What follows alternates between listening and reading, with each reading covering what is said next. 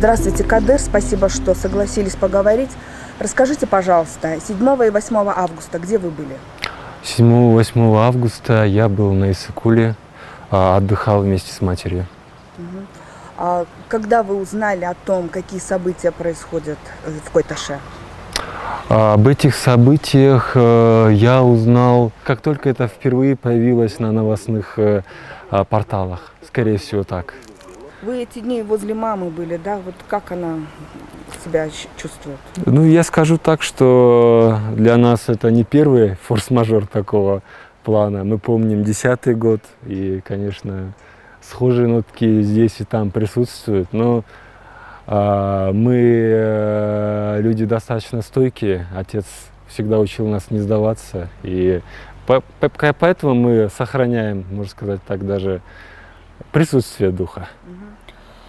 Судя по новостным, да, вот каким-то информационным сообщениям, и судя по тому, что когда вы сюда приехали, какие ощущения у вас были? Это была там очень тщательно спланированная спецоперация или это была провокация? Какую оценку вы дадите?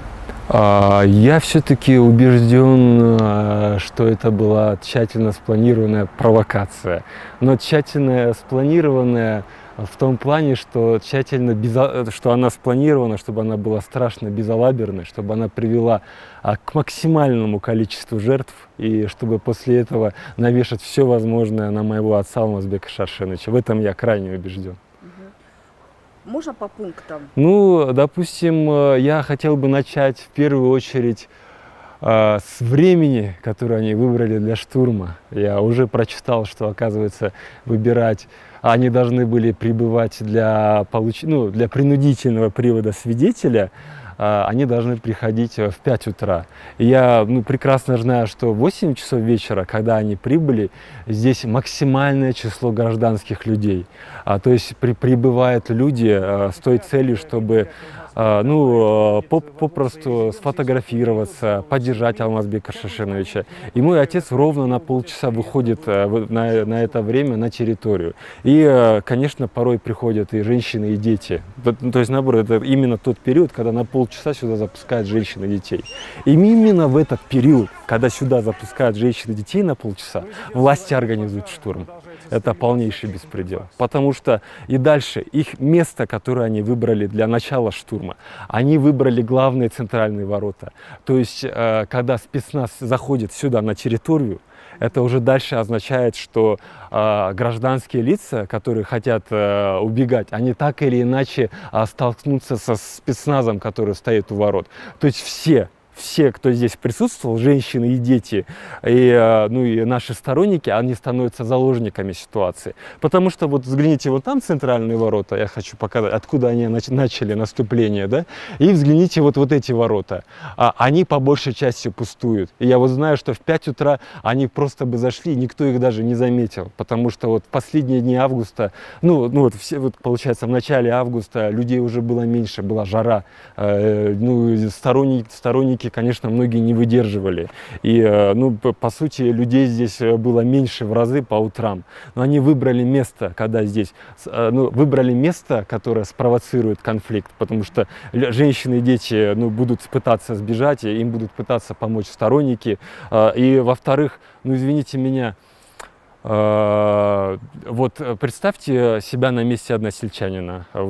Просто ваша супруга сказала, мы пойдем, наверное, навестим Атамбаева. И именно и потом он узнает, что был начат штурм именно в это время. Конечно, он пойдет выручать не сколько Атамбаева, а сколько своих родственников, которые оказались здесь заложниками. То есть людей стравили. Дальше я хочу, конечно же, заметить, что я уже сказал о месте неправильном, я уже сказал о времени, что этот штурм был организован. В-третьих, я хотел бы обратить внимание на такую деталь, что количество спецназовцев, насколько я узнал по видео и насколько узнал по сети, цифра не превышала около 20 человек. Штурм отряд, который шел сюда на штурм, их было не более 20 человек. но позднее вот как раз ГКНБ на первый или второй день давала, что они утеряли 54 или 48, ну более 40 единиц огнестрельного оружия. И вообще то, что они взяли сюда огнестрельное оружие, это, конечно, вызывает огромные вопросы. И дальше, то, что это огнестрельное оружие было утеряно, и количество этого огнестрельного оружия, ну, где-то в 2 раза, ну, насколько я понял, превышает количество спецназовцев, это все наталкивает на мысль на то, что они хотели, чтобы наши сторонники взяли это оружие и воспользовались. Но мой отец сразу же, как вы помните, он приказал это вооружение отдать обратно силовикам, потому что все-таки ну, уже ясно, что это все было такой спланированной провокацией. С отцом были сотрудники госохраны, и это вот, конечно, тоже такая невероятная и унизительная ситуация, что вот сотрудники ГКНБ, ну, спецназ Альфа идет штурмовать дом, сотрудники госохраны, они все еще прикреплены к отцу. Они обязаны его защищать по закону. И я не знаю, то есть тут стравливали не только, получается, силовиков с народом намеренно, тут и стравливали и сотрудников ГКНБ с другими сотрудниками ГКНБ. Это просто кошмар. Кадыр, скажите, пожалуйста, по инструкции вот, госохрана вашего отца, что должна делать, если на него нападают? Она должна открывать огонь на поражение, если его жизни грозит опасность? Ну, знаете, вопрос-то, конечно, очень сложный. Я не знаю устава госохраны. Но, по моему мнению, они должны хотя бы, как бы сказать, ну, сделать все возможное, чтобы обезопасить его. А вот что касается применения огнестрельного оружия и всего остального, я не знаю. Знаете, вопрос, конечно, у вас наводящий. Я так понял, что ну, мой отец уже говорил, что вот не шейте ничего на моих сторонников, стрелял только я.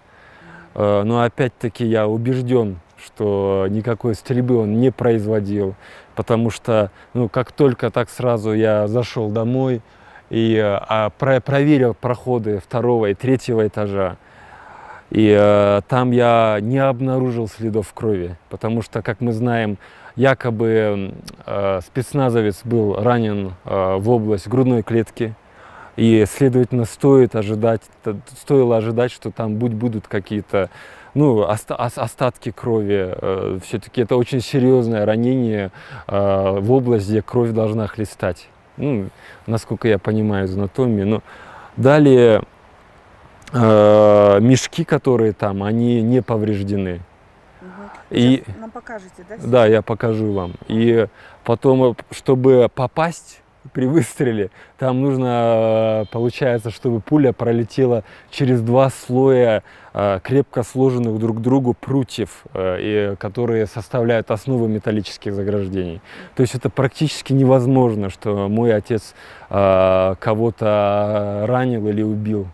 Скорее всего, это случайность, которая, ну, как вы понимаете, в силу такой тщательно спланированной провокации должна была произойти либо с нашей стороны, либо с их стороны. Они хотели крови, не мы. Скажите, пожалуйста, а ваш отец вообще он умеет стрелять? Из какого оружия? Чтобы он стрелял? Я честно, я вот сейчас даже вспоминаю, я могу поклясться, что я не помню, чтобы видел, как он стрелял. Я знаю, что, конечно, нам очень многие привозили подарки, как главы государств иногда дарят, получается, ножи, какое-то такое вооружение, но я точно не видел, чтобы отец его как-то использовал. У него не было такой мании, как стрелять по мишеням на велосипеде, это точно. Вы нашли в таком состоянии свой дом. Что вы вообще, какие у вас ощущения? У нас нет времени на переживания. Это все нас сильно мобилизовало. Мы связываемся со сторонниками, чтобы узнать, что происходит, что да с кем. Насколько я понял, сейчас власти взяли политику запугивания. То есть очень, как вы знаете, когда проходили эти события, спровоцированные властью, то, конечно же, вышли не только наши сторонники, вышли и много, так сказать, маргиналов, которые захотели воспользоваться ситуацией. И сейчас, конечно, эти маргиналы, они могут сказать что угодно, что вот это именно был, но что, ну, обвинить кого угодно, чтобы их отпустили. Ну, вы же видели, как бы люди давали на показания на отца по делу Батукаева после того, как их 2 месяца продержали в СИЗО ГКНБ. Сейчас и так же вот людей будут чуть-чуть дольше подержат в СИЗО ГКНБ, а они подпишут любые сведения. Как видите, в дом в плачевном состоянии. Но мы, конечно, постараемся восстановить дом, потому что, ну, реально другой недвижимости у меня и у матери нет. И, ну, все-таки это дом, вот деревья, которые вы видели по пути, это вот мои прадеды сажали. То есть это действительно вот наша земля моих предков. И вот на этой земле и построен наш дом.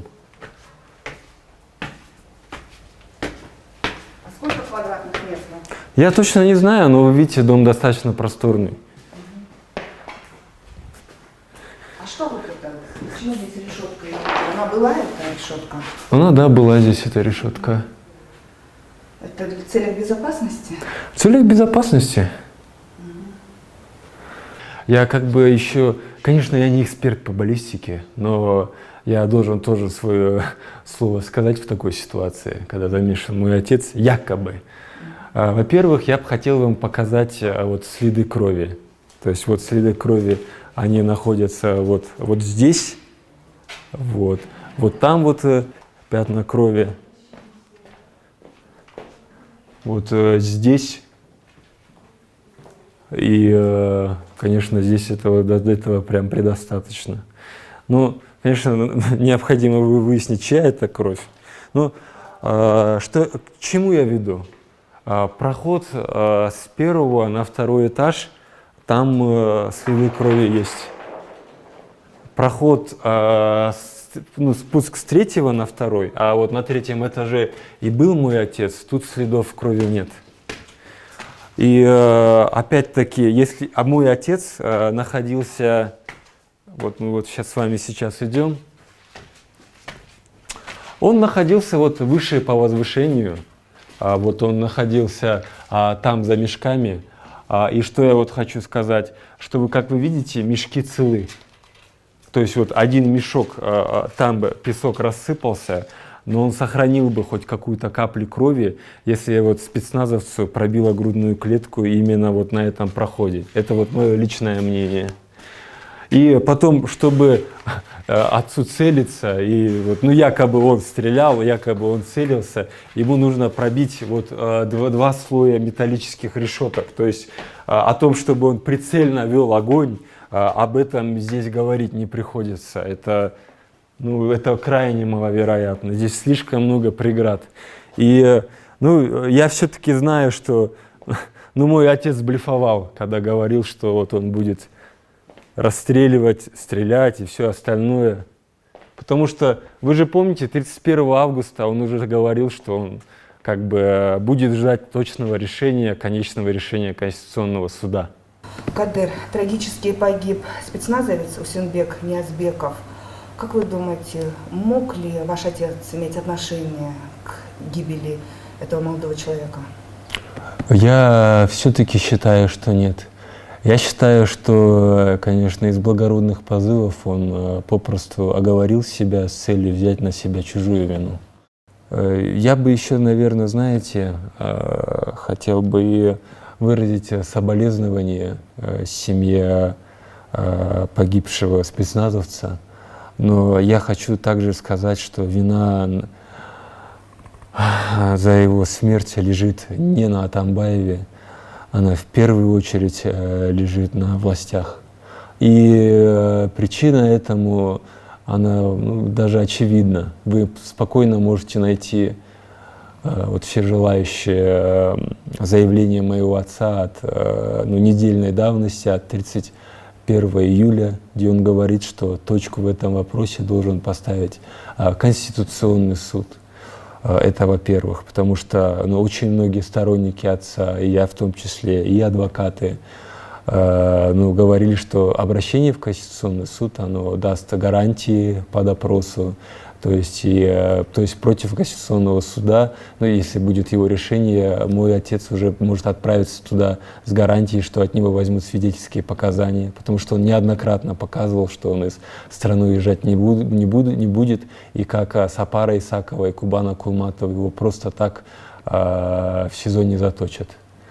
А дальше тоже опять-таки обращаюсь к семье спецназовца погибшего. Ситуация-то в том, что то планирование, то, как им приказывали брать штурмом наш дом, это на самом деле было, как бы сказать, в корне неверным и неправильным. Ничего не опечатано. Производились ли какие-то следственные действия, например, там, смывы крови взять, на ДНК, кому принадлежит кровь, там для баллистической экспертизы что-то измерялось или нет? Вот такие серьезные проводились действия? Таких я получается, кажется, вчера был свидетелем, когда определенная группа лиц из силовых органов заходила домой, и я, правда, так и не понял, чем они именно занимались.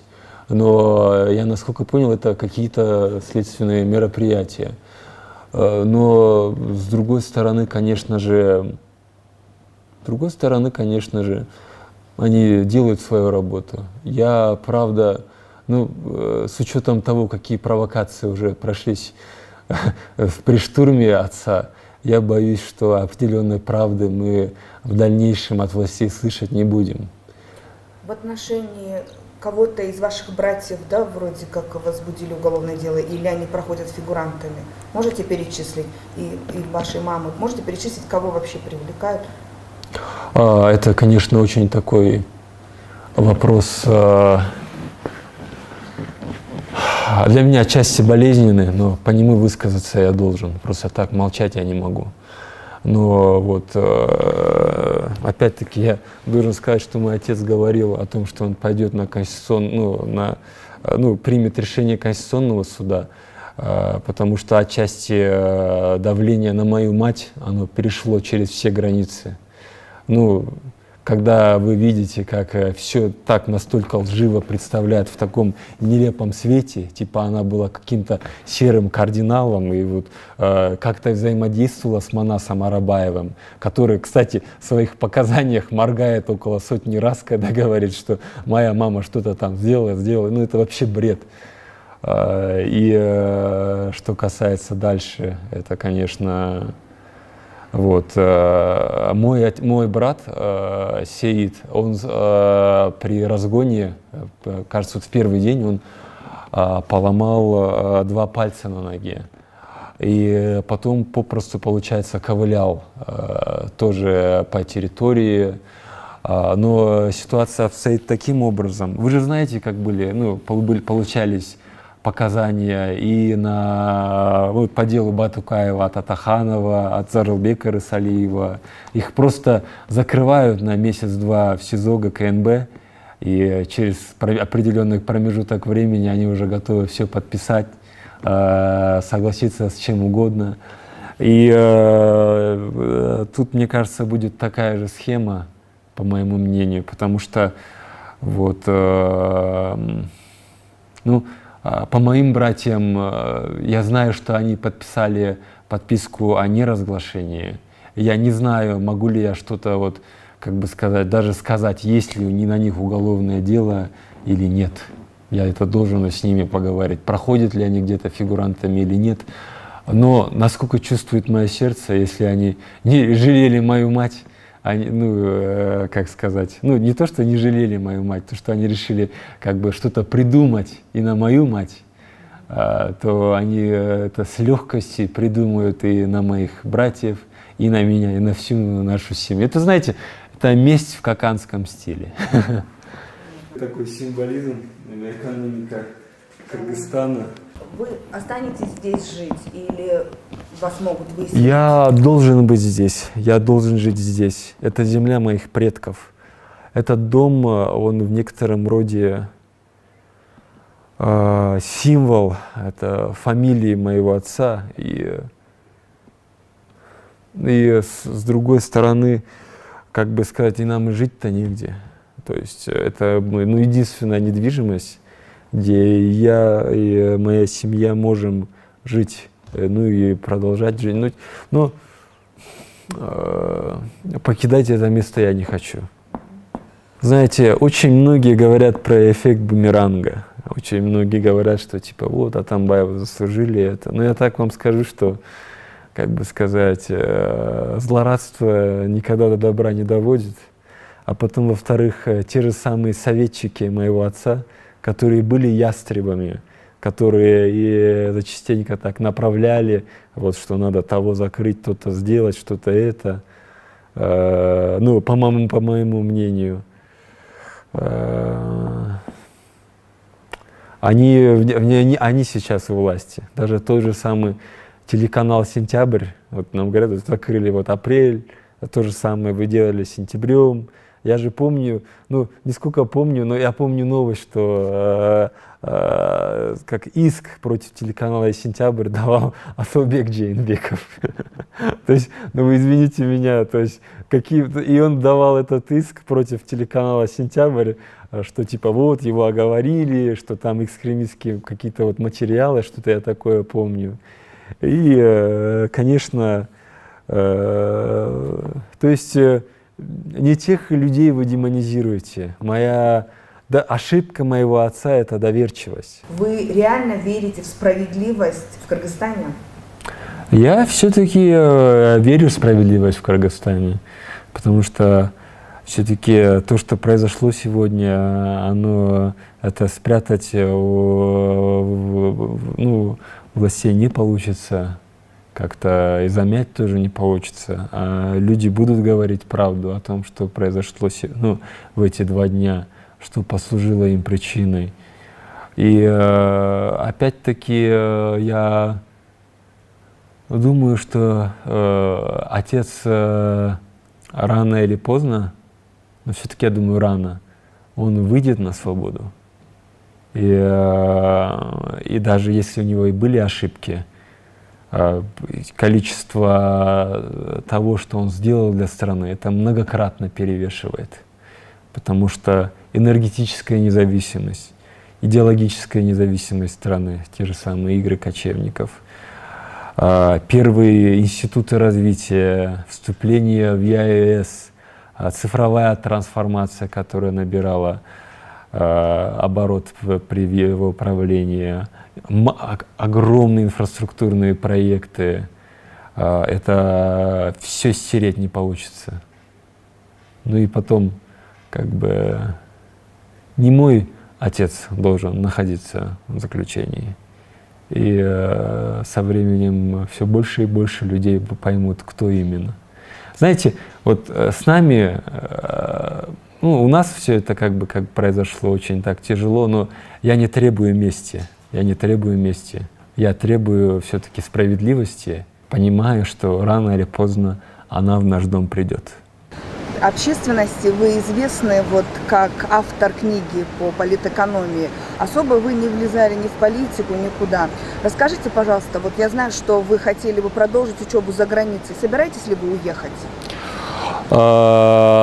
Знаете, конечно, вопрос так поставлен. Во-первых, я сразу должен заявить, что из страны никуда сбегать, убегать я не намерен. Потому что, все-таки ни Айдарчик, ни Максим, не из числа тех людей, которые грабили эту страну. Я был все-таки, как я думаю, достойным сыном своего отца. Все эти годы, про многих членов нашей семьи вы не слышали и не знаете. Отец строго-настрого запрещал нам появляться, как-то быть задействованными в политической или какой-то административной части управления государством. Вот. И что, конечно, я могу рассказать о моих планах, точнее, о том, какие планы у меня были, даже скорее. Вот. Я отчасти благодарен фрау Меркель. В свое время отец пригласил меня на встречу с первой леди Германии. Она, конечно, вот по первой моей книге, я большой фанат немецкого историцизма. Вот, сейчас я пишу вторую книгу, где как раз развиваю идеи неявных знаний, то, как знания распространяются в экономике. Я, конечно, планировал докторантуру, тем более у меня и есть приглашение, но с этим всем периодом я, конечно, продолжу писать. Может, свою книгу я буду выпускать отдельными статьями в плане публицистики, а потом сделаю из нее сборник. Потому что, сейчас как раз-таки тот самый момент. Потому что отчасти я попытался ухватить то видение отца для будущего Кыргызстана. То есть все-таки при отце в Кыргызстане впервые появился институт развития. Именно при отце государство так или иначе начинает возрождать промышленный сектор. И мой отец, как сам экс-промышленник, я думаю, что я многое могу рассказать о том, каким мы видели, точнее, мой отец и я тоже видели будущее развития Кыргызстана. Я думаю, что мои, может, научные статьи заинтересуют многих. Конечно, это не самый удачный момент для самопиара. А будете ли вы заниматься политикой в Кыргызстане? Я скажу, что отец когда-то просил нас, чтобы мы в политику никогда не лезли, и брал нас с этого слова, слова, но отец, извините, видимо, буду вынужден нарушить ваши обещания, потому что творящийся беспредел, за ним просто молчать и наблюдать очень болезненно. Душа требует, чтобы я хоть как-то высказался.